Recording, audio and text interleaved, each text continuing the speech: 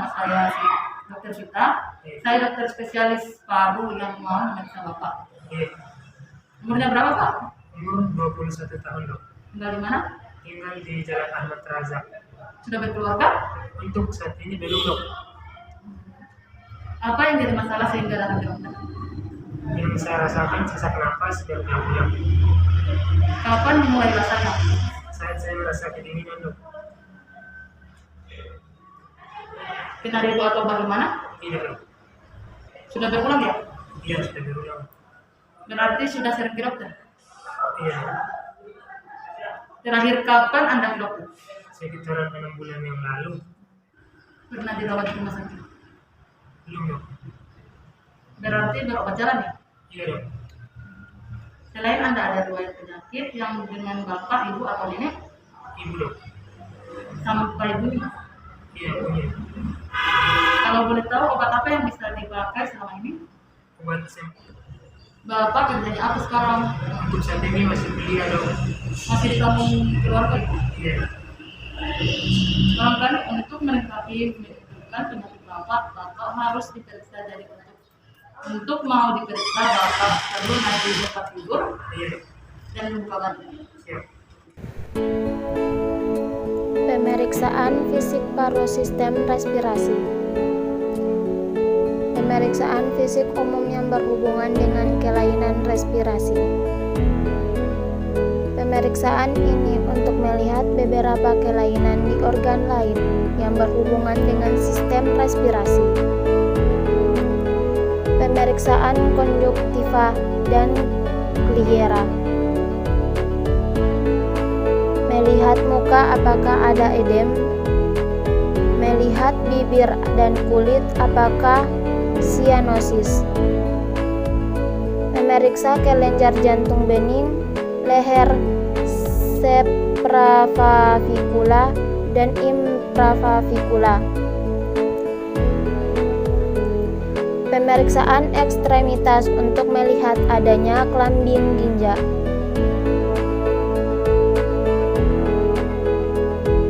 Inspeksi pemeriksaan sistem respirasi dimulai dengan inspeksi, yaitu pengamatan yang dilakukan pada pasien. Inspeksi dapat dilakukan pada keadaan statis dan keadaan dinamis. Inspeksi dalam keadaan statis dimulai dengan mengetahui atau memahami anatomi dada. Pertama, tentukan bentuk dada diameter anteroposterior dan lateral. Seterusnya lihat apakah bentuknya simetris atau tidak. Bentuk dada yang simetris dapat disebabkan oleh kelainan pada struktur tulang atau isi rongga dada. Perhatikan apakah selaiga sama antara sisi kanan dan sisi kiri. Kita juga harus melihat adanya kelainan bentuk dada yang bisa ditemukan seperti pigeon chest, fanny chest, VHS, barrel chest, unilateral flattening, atau unilateral prominence.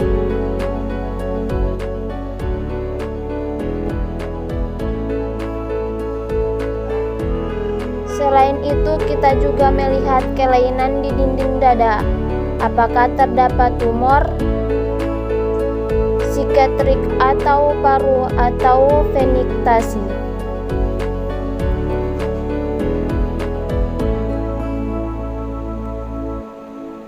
Pemeriksaan dinamis kita lakukan dengan pertama, menghitung frekuensi napas dalam 1 menit.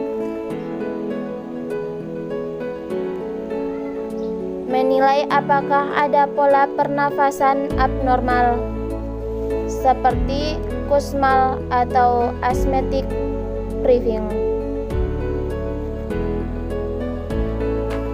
Chayeb-Tokes atau Bayat.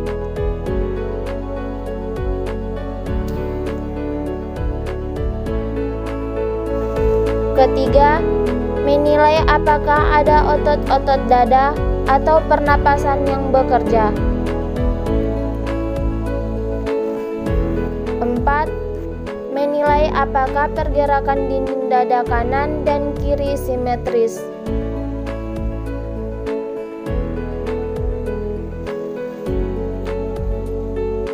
Palpasi. Pemeriksaan palpasi memberikan penegasan tentang penemuan yang diperoleh pada inspeksi.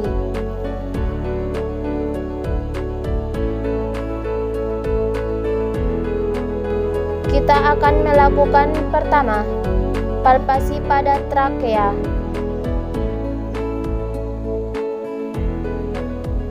Palpasi untuk menilai pada waktu inspirasi, trakea akan tertarik ke bawah. Nilai apakah ada deviasi trakea.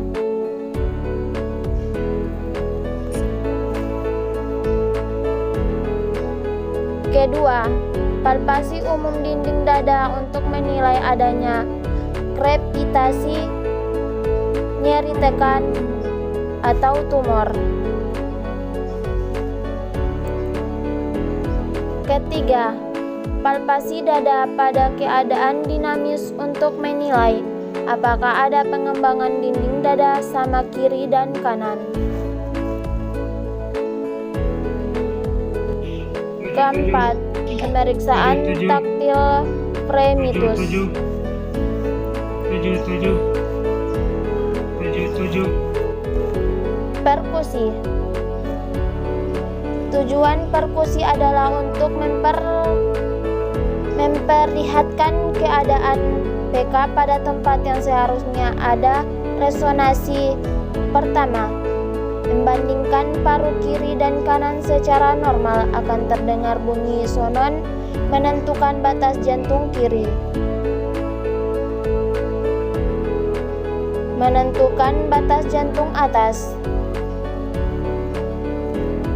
Menentukan batas jantung kanan dan hati. Auskultasi. Pemeriksaan auskultasi dilakukan secara tidak langsung dengan menggunakan stetoskop. Pasien sebenarnya disuruh bernafas dengan mulut. Pada pemeriksaan ini kita akan mendengarkan secara utama, yaitu pertama, suara nafas trakeal pada daerah trakeal, di mana durasi aspirasi sama dengan aspirasi dengan intensitas sangat keras dan pitch yang tinggi.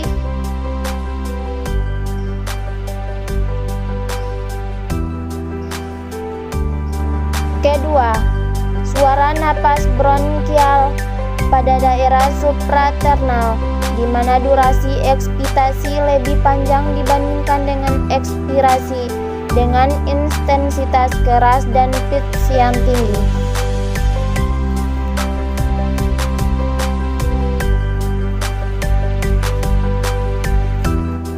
Ketiga, suara napas bronkosevikular dapat didengarkan di daerah artis 1 dan 2 dekat dengan sterno, di mana identitasnya sedang dan pitch yang sedang.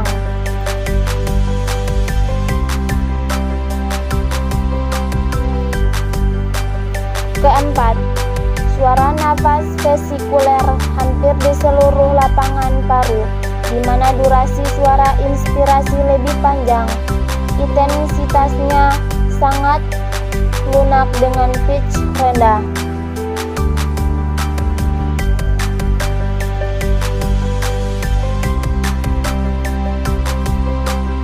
Suara nafas bronkial dan bronkosivekuler apabila ditemukan di selai posisi di atas akan memberi petunjuk adanya proses patologis.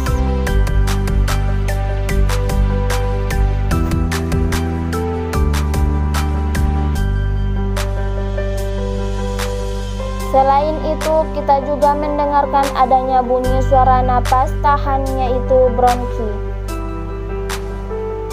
wheezing, dan stridor.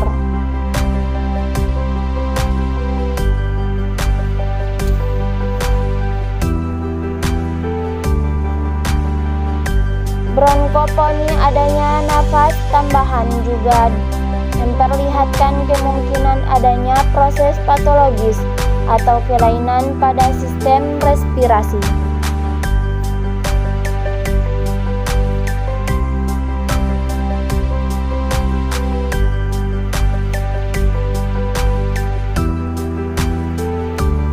Pemeriksaan fisik paru pada bagian belakang.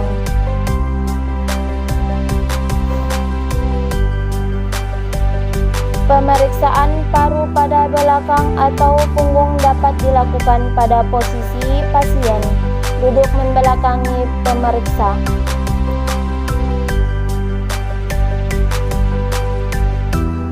Pemeriksaan yang dilakukan sama, yaitu inspeksi, palpasi, perkusi, auskultasi.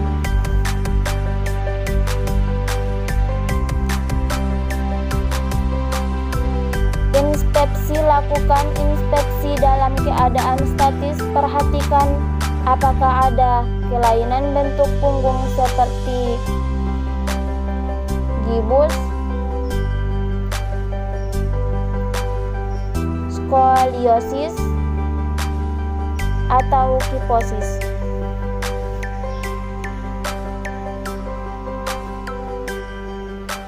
Bandingkan sisi kanan dan kiri. Lakukan inspeksi dada dalam dinamis, apakah terdapat perbedaan pergerakan antara dinding dada kiri dan kanan.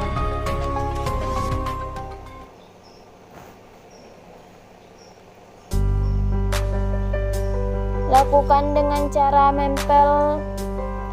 dengan cara menempelkan telapak tangan pada punggung dengan ibu jari saling berdekatan, kemudian pasien disuruh melakukan inspirasi.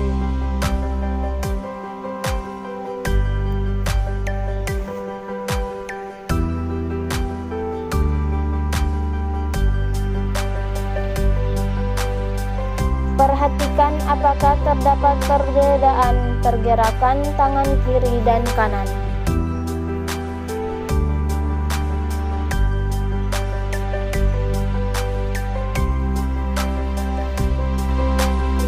Palpasi. Lakukan pemeriksaan primitus dengan menggunakan kedua telapak tangan pada punggung pasien sambil menyuruh pasien mengucapkan kata 77.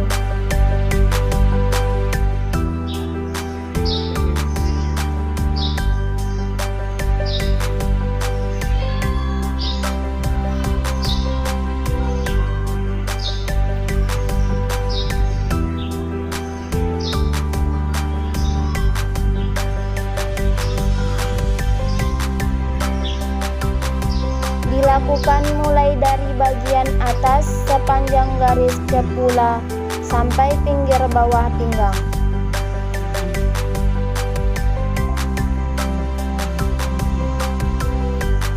Bandingkan hasil pemeriksaan kiri dan kanan.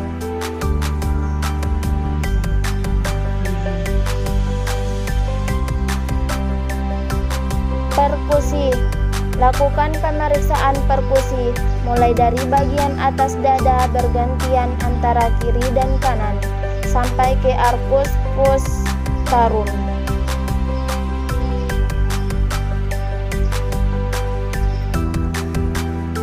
Tentukan batas paru diafragma kiri dan kanan melalui garis skapula.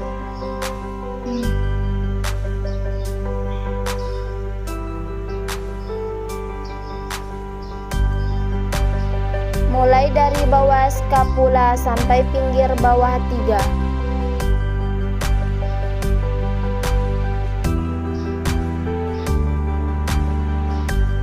Tentukan batas peranjakan diafragma kiri dan kanan.